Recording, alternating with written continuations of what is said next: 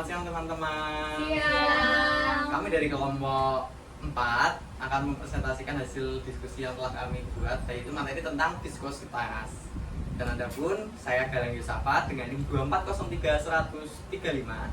Saya Latifah Rahmayanti dengan NIM 240310025. Saya Dwinia Laraswati dengan NIM 240310036. Saya Yulina Afwa dengan NIM 240310033. Saya Hanafisa Setiawan dengan NIM 240310028. Dan saya Laura Usnanda dengan NIM 240310030. Dan adapun akan dibahas lebih awal oleh saudara Yulina.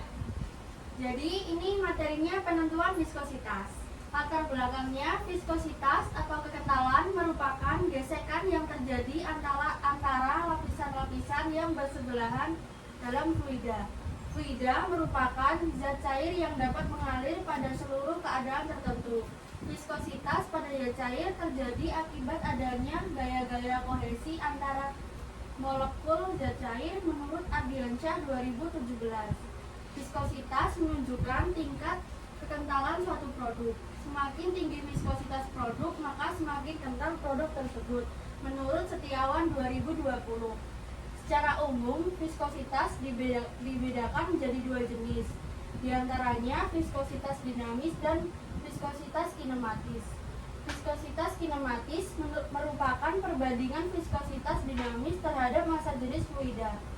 Viskositas dinamis sering disebut viskositas yang merupakan kecenderungan melawan aliran.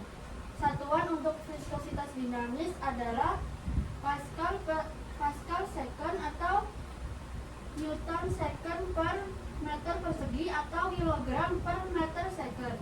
Penentuan viskositas berperan penting dalam memahami karakteristik aliran fluida atau reologi, khususnya pada fluida non-Newtonian yang tidak menunjukkan hubungan linear antara tegangan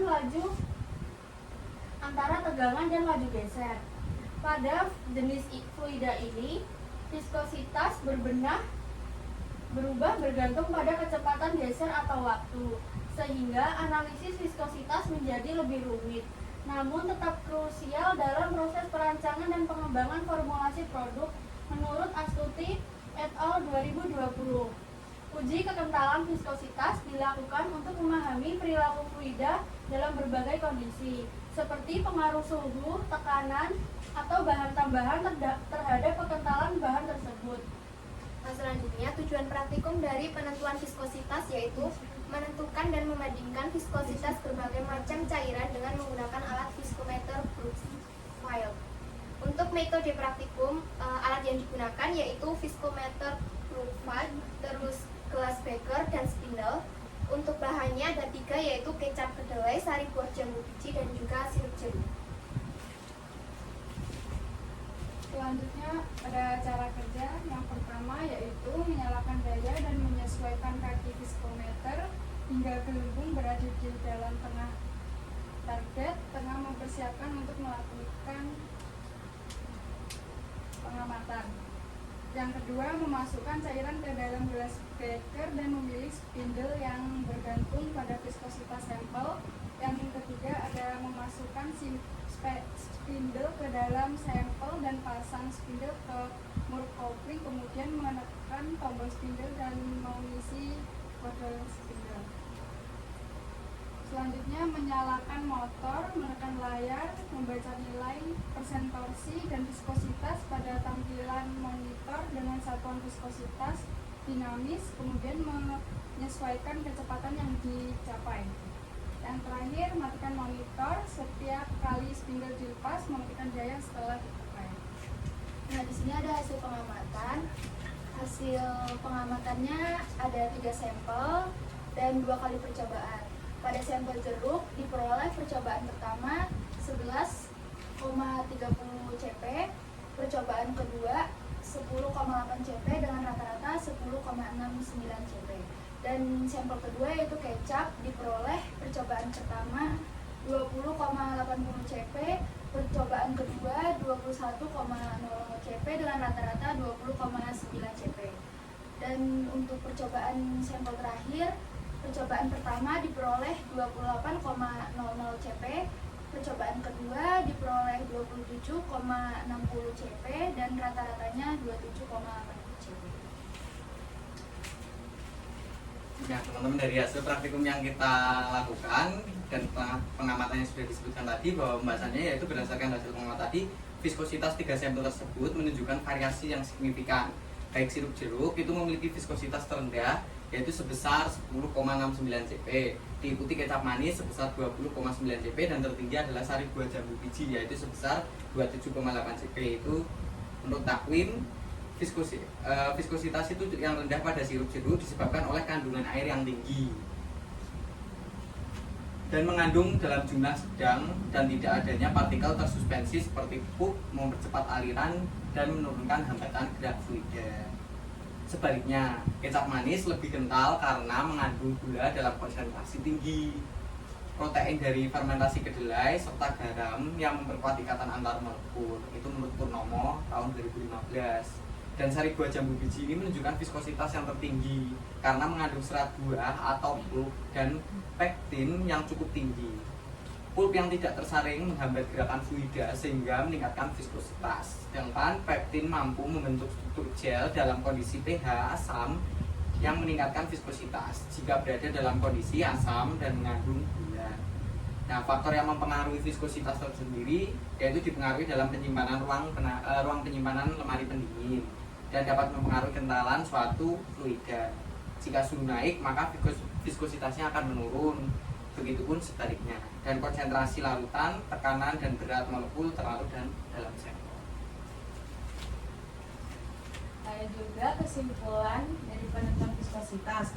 Yang pertama, sirup jeruk memiliki viskositas terendah sebesar 10,69 CP dibandingkan sari buah jambu biji dan kecap. Kecap memiliki viskositas 20,9 CP, lebih tinggi dibandingkan dengan sirup dan lebih rendah dari sari buah jambu biji. Sari buah jambu biji memiliki viskositas tertinggi karena mengandung padatan terlarut, gula, asam, organik, dan mineral dengan viskositas sebesar 27,8 CP. Yang kedua, perbedaan sampel dipengaruhi oleh komposisi seperti gula dan padatan terlarut. Yang ketiga, faktor yang mempengaruhi viskositas yaitu suhu, konsentrasi larutan, berat molekul terlarut, dan tekanan. Nah, baik teman-teman, itulah dari paparan kita tentang viskositas, baik dari apa yang kita lakukan praktikum dan pembahasannya. Mungkin ada yang ditanyakan dari teman-teman kelompok 1? Nama saya Malik Abdurrahman dari kelompok 5 dengan NIM 240310038. Mau tanya, mengapa sari jambu biji dapat mempengaruhi viskositas? Oke, tadi sesuai pembahasan yang sudah disebutkan bahwa sari buah jambu biji itu kenapa bisa menyebabkan viskositas, itu karena mengandung serat buah atau pup dan pektin yang cukup tinggi. Nah, pup yang tidak tersaring tadi itu menghambat gerakan fluida sehingga meningkatkan viskositasnya, seperti itu. Apakah sudah menjawab, Mas Malik? Sudah, terima kasih. Ada lagi teman-teman? Itu mau tanya, Ya. saya dari Nabi Amania dengan ini 240-0042. Mengapa sih viskositas kecap paling tinggi dibanding sampel lainnya? Izin menjawab ya.